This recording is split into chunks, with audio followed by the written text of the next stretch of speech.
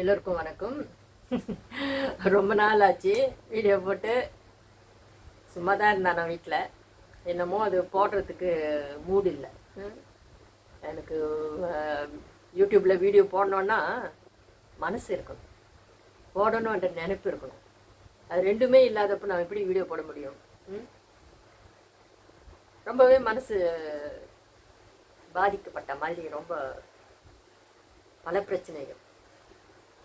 அந்த பிரச்சனைகளால் வீடியோ போடுறதுக்கு மனசு இல்லாமல் போயிடுச்சு.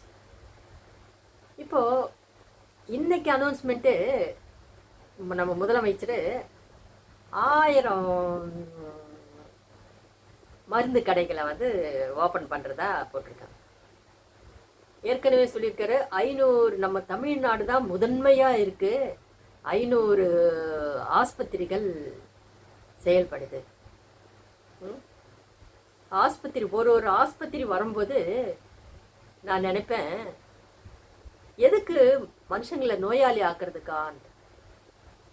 ஆஸ்பத்திரிகள் பெருக பெருக மனுஷங்கள் நோயாளிகள் வரணுன்ற லெவலில் தான் ஆஸ்பத்திரிகளே உருவாக்கப்படுது.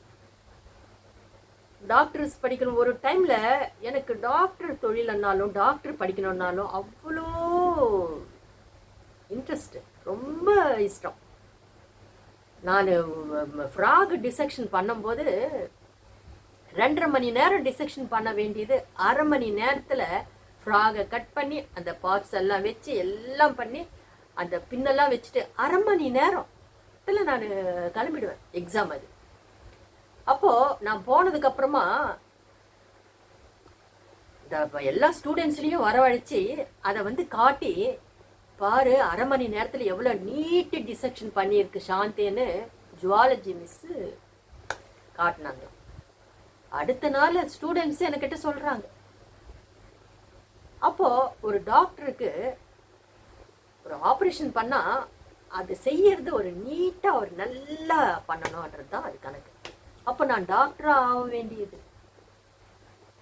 அந்த அளவுக்கு நீட் டிசெக்ஷன் பண்ண நான் வாழ்க்கையில் பல மாற்றங்கள். டாக்டர் தொழில்ன்றது நல்ல தொழில், உன்னதமான தொழில்ன்ற நினைப்புல இருந்தது. ஆனால் இப்போ இந்த காலத்தில் டாக்டர்ஸ் நடந்துக்கிற விதத்தை பார்க்கும்போது ரொம்பவே மனசு வேதனை. இங்கே கிண்டியில் இருக்கிற ஆஸ்பத்திரியில் பெரிய டாக்டர், அவர் சீஃப் டாக்டர், ராயப்பேட்டாலயம் இதுவாக இருக்கிறாரு, இங்கேயும் வந்திருக்கா. ஆனால் ஒரு பையனோட அம்மாவுக்கு கேன்சர் பேஷண்ட். அந்த அம்மா, அவர் அந்த டாக்டர் நடந்துக்கிட்ட முறை, அவங்க பையனும் பாவம் பேஷண்ட், அவ்வளோ அவங்க மனசை வந்து நோகடிச்சிருக்கு. ஒரு தாயும் மகனும் அந்த அளவுக்கு அந்த டாக்டரால் மன உளைச்சலுக்கு ஆளாகலாம். மன உளைச்சல் ஆனதுக்கு அப்புறமா தான் அந்த பையன் வந்து அதை வெளிக்காட்டியிருக்கான். அந்த டாக்டர் கிட்ட போய் அதை வெளிக்காட்டும் போது நினைச்சு கூட பார்க்க முடியல. அந்த பையனும் அந்த அம்மாவுக்கும் தான் அந்த வீடியோவில் இருக்கிற மொத்த பேர் அவங்களுக்கு தான் சப்போர்ட். அந்த டாக்டருக்கு யாரும் சப்போர்ட்டே கிடையாது. எல்லாம் என்ன தெரியுமா சொன்னாங்க, இப்போவாவது டாக்டர்ஸ் திருந்தட்டும், அவங்களுக்கு புத்தி வரட்டும். ஒரு தவறு அந்த பையன் அங்கே செஞ்சதுனால அது பப்ளிக் ஆயிடுச்சு. அந்த பையனை இவங்கெல்லாம் சொல்கிறாங்க. ஆனால் அவங்களுடைய மன உளைச்சல் எவ்வளோ, எந்த அளவுக்கு அந்த டாக்டர் வந்து அவங்கள இன்சல்ட் பண்ணியிருக்காங்க. தாய் கேன்சர் பேஷண்ட்டு, அவங்களால மூச்சு வாங்குது, அவங்களால முடியல.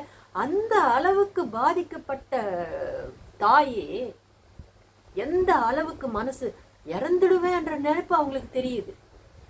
பசங்க, ஆம்பளை பசங்க 3 பேரும், பொம்பளை பொண்ணு கிடையாது, இவங்களை கவனிக்கிறதுக்கு ஆள் கிடையாது. ஒரு பொண்ணு ஆட்டம் அந்த பையன் வந்து இந்த தாயை வந்து பார்த்துருக்கான். இதை வந்து என்னால் வந்து ஜீரணிக்க முடியல. சொல்லும் போதே மனசு ரொம்ப வேதனையாக இருக்குது. ஏன்னா அந்த அம்மா எவ்வளோ கஷ்டப்பட்டுருப்பாங்க மானசீகமாக. ஒரு தாய்க்கு அந்த பையன்தான் ட்ரெஸ்ஸு இது பண்ணனாலும், ஒரு அவசரத்துக்கு ஒரு இது செய்யணும்னாலும் அந்த அம்மாவால் ஒன்றும் கையில் ஏறுது, அந்த பக்கம் இந்த பக்கம் ஏறுதோ, மூச்சு வாங்குது, அந்த அம்மாவால் முடியல. அங்கே ஆஸ்பத்திரியில் அவங்களுக்கு ஏதோ சிலதெல்லாம் ஃப்ரீயாக தான், தவிர சிலதெல்லாம் ஒவ்வொன்றுத்துக்கும் அந்த வசதிக்கு தகுந்த மாதிரி அமௌண்ட் தான், பணம் தான். மாத்திரை இங்கே தான் ஃப்ரீயாக கொடுக்குறாங்க. மற்றதெல்லாம் ஸ்கேன் எடுக்கணுன்னாலும் எக்ஸ்ரே எடுக்கணும் எல்லாத்துக்கும் வந்து ஒரு அமௌண்ட் கட்ட வேண்டியது இருக்குது, போய் கட்ட வேண்டியது தான். இல்லைன்னா வெளியில் எடுத்துக்கோங்கன்றாங்க. பக்கத்தில் இருக்கிற ஹாஸ்பிட்டல் நான் போய் பார்த்தேன். அந்த ஹாஸ்பிட்டலில் எப்படி நடக்குது என்னன்னா, என்ன பெருமையாக பேசுனாங்க. நல்லா அப்படி நீட்டாக இருக்குது, அப்படி இருக்குது, இப்படி இருக்குது, ஒரு ப்ரைவேட் ஹாஸ்பிட்டல் மாதிரி இருக்குது. ஆனால் கவர்மெண்ட் ஹாஸ்பிட்டல் பக்கத்துலேயே சீனியர் சிட்டிசன்ஸுக்கு ஹாஸ்பிட்டல் இருக்குது. அது சென்ட்ரல் கவர்மெண்ட்டோடைய ஹாஸ்பிட்டல். பக்கத்தில் ரெண்டுமே நல்லா இருக்குது. ஆனால் வந்து கவனிப்பு சரி கிடையாது.